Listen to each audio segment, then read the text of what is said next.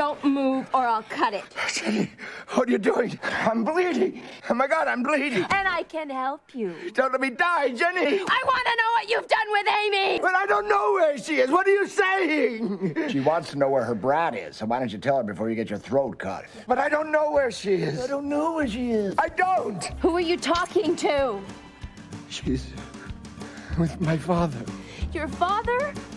What are you saying? Your father is dead! That was Lolita Davidovich, John Lithgow, in a tense scene from Brian DePalma's classic thriller, Raising Cain, a movie that now exists in two distinct forms, the original theatrical release and the director's cut, which, oddly enough, wasn't actually assembled by the film's director. Hello and welcome to episode 110 of the Occasional Film Podcast, the occasional companion podcast to the Fast Cheap Movie Thoughts blog. I'm the blog's editor, John Gaspard. In today's episode, we're going to talk to the man who created a recut of Raising Cain, making a version that Brian DePalma prefers over the original edit and which DePalma himself has dubbed the director's cut. That work was completed by Dutch filmmaker Peet Gelderblom, a huge fan of DePalma's work. Pete brought a filmmaker's eye and an editor's sensibility to restructuring Raising Cain so that it would match more closely with what DePalma originally intended. Before we got into how that all came about, though, we first look back at Pete's history with Brian De Palma movies. What was the very first Brian De Palma movie you remember seeing? Ooh, that's difficult. I was probably a little too young for it, but it may have been Sisters. Wow. Okay. Yeah, you probably were too young. Yeah, but I think the first thing I remember from Brian De Palma was that he was on television because Body Double had just come out. Okay. And I saw the clips from Body Double and I thought, wow, that would be something I would like to see. But I was too young for it. I wasn't able to go into the cinema and check it out. But I made a mental note, and I think the name just stuck with me, and I started to check him out. And whenever there was something on television by him, on the BBC or whatever, I would definitely see it. So it might have been Sisters, it might have been maybe Dress to Kill or Blowout. I'm not really sure. Okay. Well, my point of entry was Phantom of the Paradise when it was first released in cinema, and I'd never seen anything like it. And then had to follow up with this guy, Brian De Palma, to see what he was going to do. And the next thing I remember seeing was Carrie, and really loving that and loving I just remember it was showing maybe a couple of years later at a University Film Society, and I wasn't seeing it, but I was walking by. I could hear what was going on, and I said to a friend, "Let's stand here for just a second. They're about to scream," because the hand was about to come up out of the grave at the end. And it was so much fun to just know that was going to happen. And then years later to read about how Paul Hirsch came up with that and the music choice that he made and all that. So, do you have of everything he's done? Is there a favorite De Palma film? Yeah, I think Blowout is my favorite. Okay. It seems to be the one that combines all of his best qualities, combining hot and cold and his formal expertise and his weird plotting and humor. All of that. Yeah, he does have both weird plotting and very devious humor in all of those. He does, yeah. I am I wouldn't say it's my favorite, but I do, whenever it's on, I can't help but watch The Fury, just because it's a filmmaker working so hard to make this work.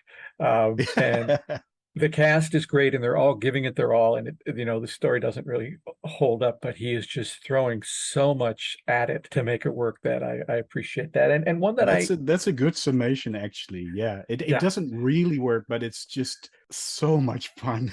Yes, exactly. And one that I have trouble finding that I just love and that I just looked up. As I mentioned, I was just looking to see the order of things and was surprised that Obsession came before Carrie. I thought Obsession came after Carrie. And that's his first time working with John Lithgow. And it's from a Paul Schrader script and apparently the last third of the movie they didn't even shoot. There's a whole nother act that they didn't even shoot. And Yeah, I think Paul Schrader is still a little pissed off about that. yes, Maybe more than a little. maybe more than a little. Yeah. Yeah. Yes, well, and with every right. But I think what De Palma ended up doing with that movie, particularly when you read in Lithgow's book about the difficulty he had working with Cliff Robertson and how difficult Robertson was and how he sabotaged every scene he was in to make sure that he would get the close-ups, which is such a weird thing to want to do, but I guess that's what he did. Yeah, it's with that Herman score. It's just such a lovely movie that I wish I could find it more often, but it is hard to come across. So what did you think of Raising Cain the first time you saw it? Well, I know it like the day it was yesterday, because I discovered him while he was in the middle of his career. And so a lot of the films that I saw were actually older films of his.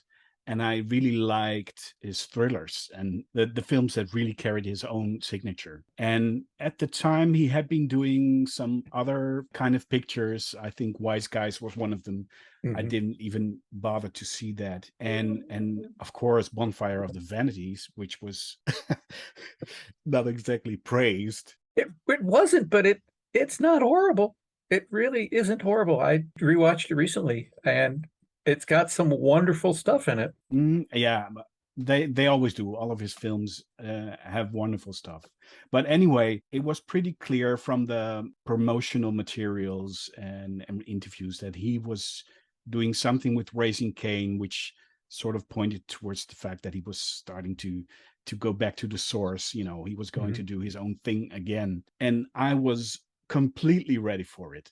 Yeah. And I had a girlfriend at the time, and I must have, been enthusing a lot about it. And she went with me when it was out in the cinemas. And I liked the movie very much because I was a diehard Rabbit fan. But my girlfriend, she was sitting next to me, and I could feel like she wasn't liking it.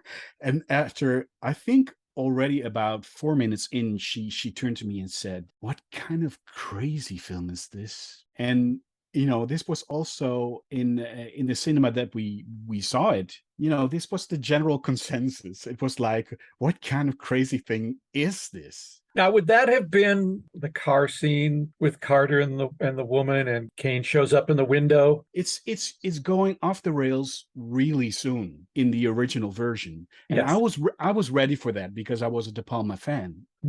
So I dug it, but I also could completely understand why the casual viewer would have lots of problems with it.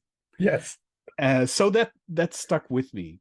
Of course, later I found out that De Palma wasn't really happy with how the film turned out. And when I, sort of guessed what he originally had in mind, I thought, oh, wow, okay. Yeah, that would work much better, actually. Yes, it's much more in keeping with Dress to Kill and as an homage to Psycho, where you start the story one way. And we don't learn who the villain is until much later. Yeah. With that in mind, and with enjoying the film, what was it that inspired the recut? Well, I was hosting a website with a forum on it that had a lot of De Palma fans who actually made the jump from another forum that was specifically out about the De Palma. So there were a lot of De Palma fans there, and they were discussing lots of stuff. And at a certain moment, there was this guy, a French guy, Laurent Fachot. He was talking about an interview book he was doing with Brian De Palma. And yeah, he must have mentioned Raising Cain, and that he had said in the interview that he wasn't happy with it. And that immediately piqued my interest. And I asked Laurent, what was it about the film that he doesn't like? And Laurent said, well, he originally wanted to start with the story of the woman, of the wife. So that was the point where I thought, oh, yeah, of course. Then that probably means that he would start in the clock store. I immediately thought. So I checked out my DVD, and I tried, the DVDs have chapters. So I tried to reorder the chapters to see how that movie must have played originally. And I couldn't really get it to work, but I still thought there might be a better film in this than was originally released. Yeah. So with that in mind, how'd you make that happen? Well, I left it alone for a few years, and at a certain moment, I guess it bugged me. The idea kept sticking in my mind, and I thought, well, why don't I just try it? And I ripped, the DVD.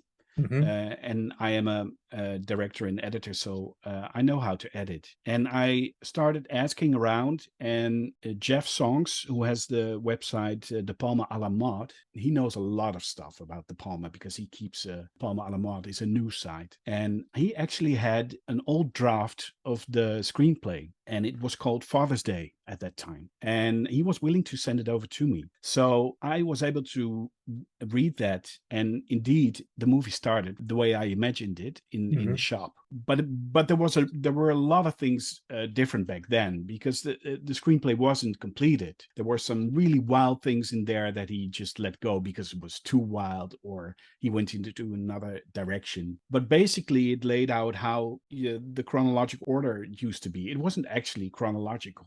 Right. He made it chronological because, yeah, as I heard it, he started to second guess his own creative feelings when the movie was tested and people had a problem with it, and he started to mess around some more in the editing, and he changed everything to a chronological order. At the time he thought, well, this is probably better because then we get to the action really soon.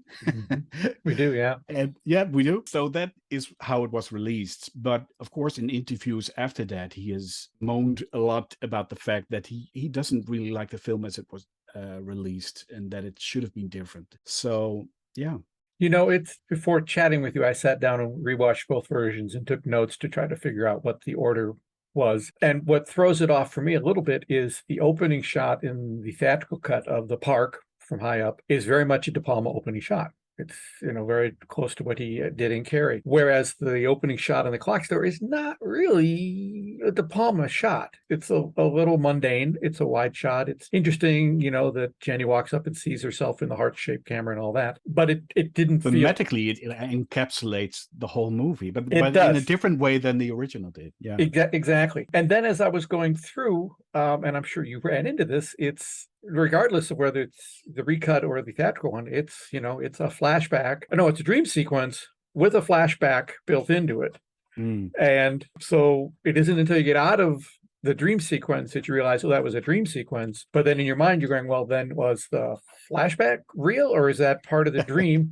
And then they've added in narration as part of the flashback to help explain it, which I'm guessing was done in post. And so now they have a narration thing, so they have to keep that up. And then when they switch it around, when you did the version that, was closer to what he wanted, it's a bit wonky, regardless of whether you're chronological or not. An audience has to go, okay, she's going to the hotel. Is this a dream? Must be a dream because she's walking into the room and she doesn't have a key. That's the only clue, I think, that it's really a dream. And then obviously it's a dream because she's killed and wakes up. And then you have the repeat of the thing of the gift and all that. So regardless of the order of everything before that, that whole section, I think, is always going to throw an audience off. You're right, but the wonkiness, if you call it that, it is intentional. What he wanted to do, and this has been stated, he has stated this in interviews, is, normally with a kind of mystery, police mystery, there is something going on and you don't know quite what, and then the detectives, they start to ask around, and you slowly assemble information, and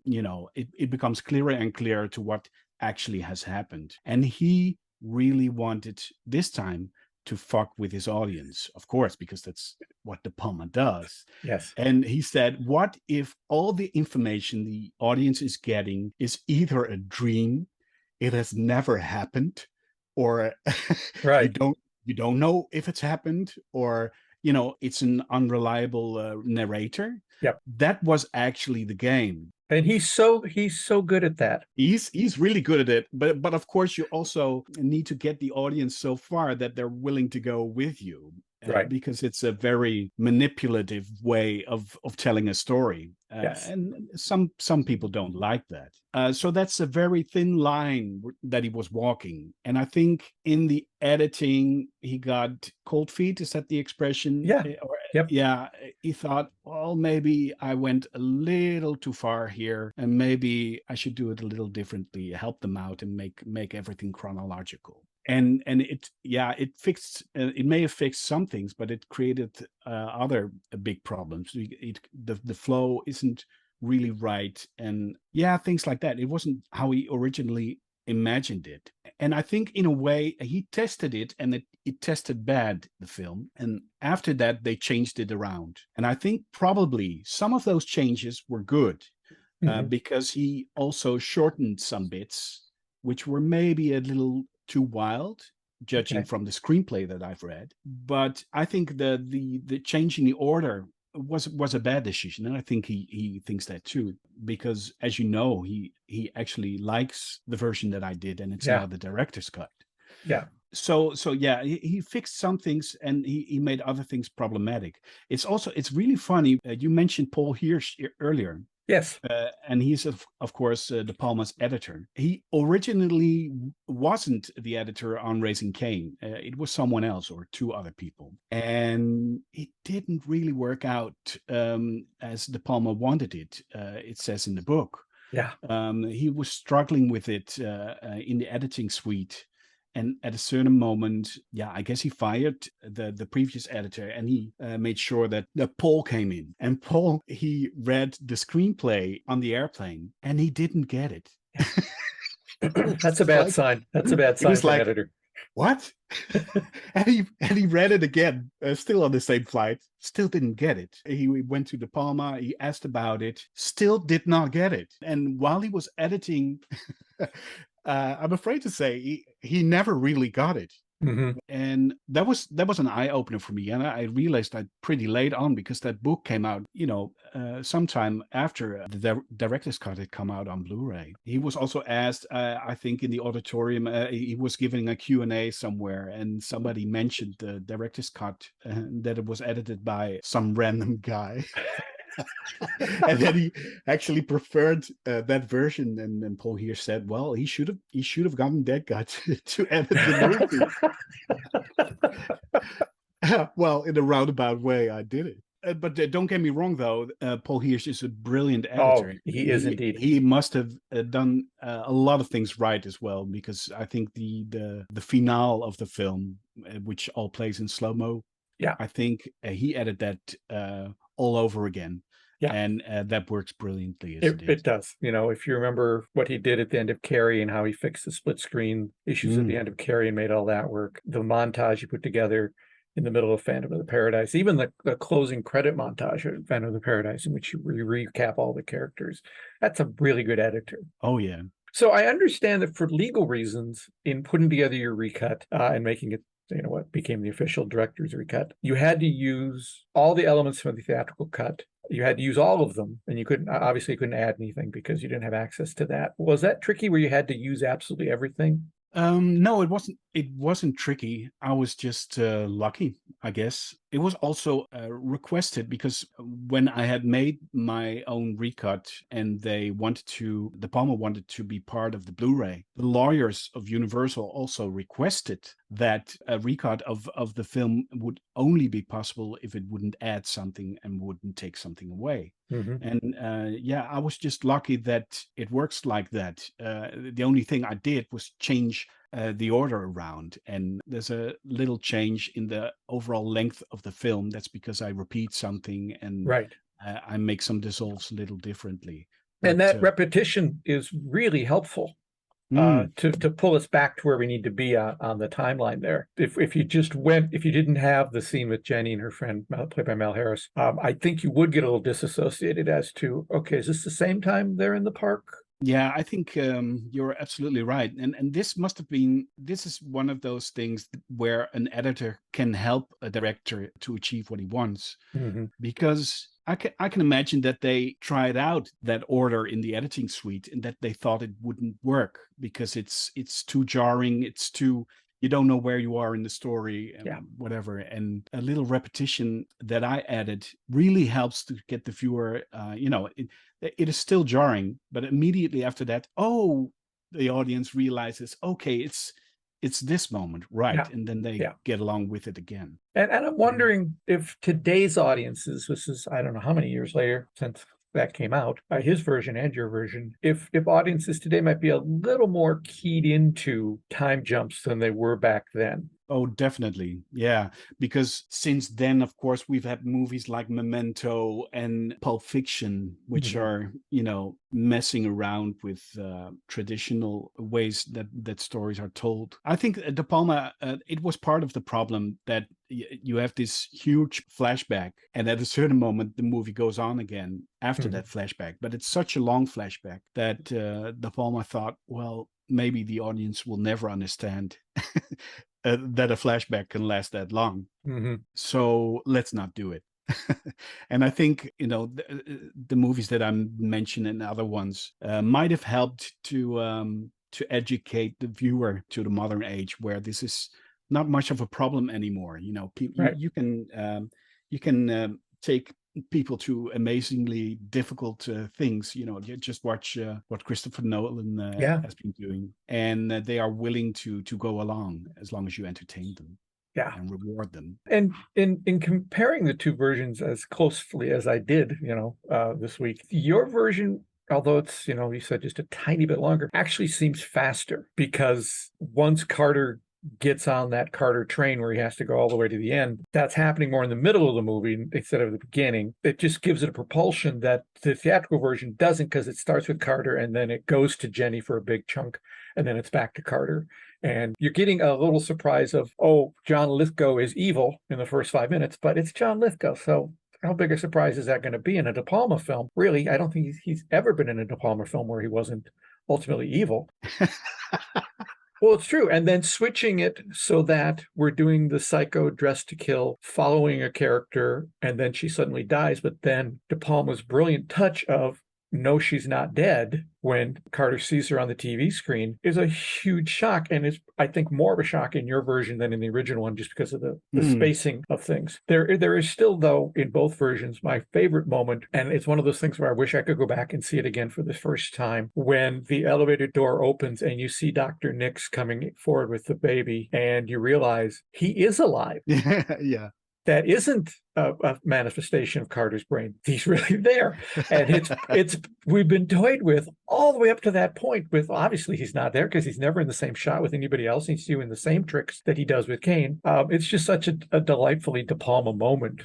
That and the appearance of Jenny on the TV screen are just great moments that only work because the filmmaker has brought us up to them so skillfully. Yeah, right. And you're right. That is the original flow as it was intended. It's also funny to me that a lot of people at the time didn't really care for the story of Jenny, because, you were already on this track of John Lithgow doing his crazy thing. And then you all of a sudden get a love story. Yeah. I loved it at the time, but a lot of people, and it didn't gel well. So it's kind of brilliant that if you start with it, it really gets the attention that it deserves. And people actually really like it. And then as soon as John Lithgow does his thing, like you say, it becomes really propulsive. The whole narrative goes toward that ending. Yeah, it's just great. And of course, we can't not mention his lovely play on De Palma's lovely play on Psycho's ending scene with Simon Oakland explaining everything. And I have Frances Sternhagen do that same thing in her own way. And then, of course, that classic De Palma shot taking us all the way through the building for no other reason than the fact that he can, in fact, do that.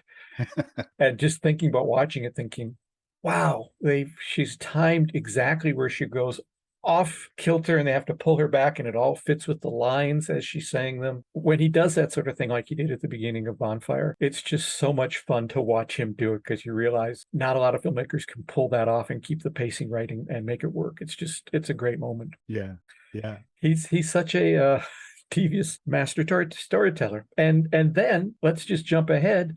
You make the cut and you heard that he loved it. How did that happen? Well, I think a year after I put it online, on IndieWire. I know Matt Zollerside's a film critic, and I talked about what I was doing. And I thought, wouldn't it be great if I make a video essay about my findings? And then it was posted on IndieWire. And he said, well, yeah, actually, I think it should be, the whole version should be on IndieWire. And that's, of course, in terms of rights, we were thinking like, can we do that? Actually, you can't really, but we decided to do so anyway, and then put up that it was for educational purposes. Mm-hmm. And we just decided that whenever Universal lawyers would call, like, what are you doing? Get this thing off. Mm-hmm. We would get it off. But it was on there, and I believe it's still visible, actually. Mm-hmm. They don't really care for Raising Cain at Universal. But Palma, he found it, and about a year later, I started reading in interviews, I think there were at least 5, that he actually preferred this version over his own version. And that was, of course, already completely wonderful. Much later, I think about 5 years later, the Blu-ray was announced by Shout Factory. And all of a sudden, Jeff Songs from DePalma Alamod, I mentioned him before, he got an email from DePalma. He said, I just watched a Raising Cain recut, and I think it's great. It succeeds in things that, we couldn't get right the first time. It's what I originally wanted the movie to be. And he thought it should be part of the Blu-ray. And if he said, maybe you can make this happen for me.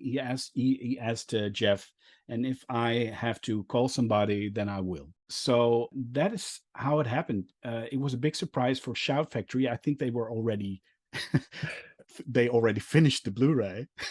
And then all of a sudden they got this call from the director, like, okay, yeah, well, you have to add something.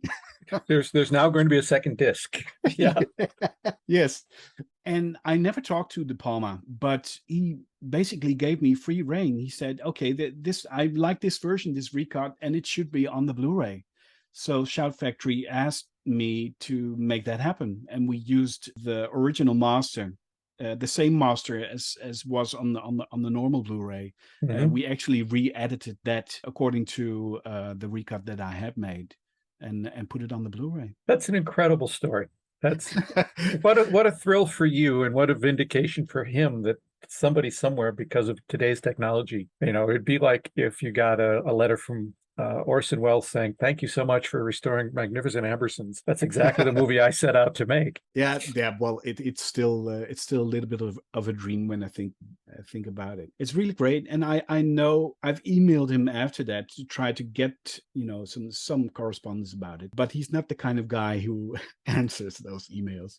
But I do know, actually, from Laurent Fauchot, who made the interview book, that he's very happy with the Blu-ray as it is right now. He feels it it has validated his film again. So that feels great. Peet really has validated DePalma's vision for Raising Cain, which is one of my favorite DePalma films, and I prefer Peet's version to the original. You can find both versions, the original and Peet's recut, on the Shout Factory Blu-ray of Raising Cain. Thanks to Peet Gelderblom for taking the time to chat with me about his phenomenal work on restoring Raising Cain to the form that Brian DePalma originally intended. Check out the show notes for Peet's website, a few clips, and a link to a great page all about the Raising Cain recut. Did you enjoy this interview? You can find lots more just like it on the Fast, Cheap Movie Thoughts blog. Check out the link in the show notes. Plus, more interviews can be found in my books, Fast, Cheap, and Under Control, Lessons Learned from the Greatest Low-Budget Movies of All Time, and its companion book of interviews with screenwriters called Fast, Cheap, and Written That Way. Both books can be found on Amazon. And while you're there, check out my mystery series of novels about magician Eli Marks and the scrapes he gets into. The entire series, starting with The Ambitious Card, can be found on Amazon in paperback, hardcover, ebook, and audiobook formats. And if you haven't done it already, check out the podcast companion to the books, Behind the Page, the Eli Marks Podcast, available wherever you get your podcasts. Well, that's it for episode 110 of the Occasional Film Podcast, which was produced at Grass Lake Studios. Original music composed and performed by Andy Morantz. Thanks for tuning in, and we'll see you occasionally.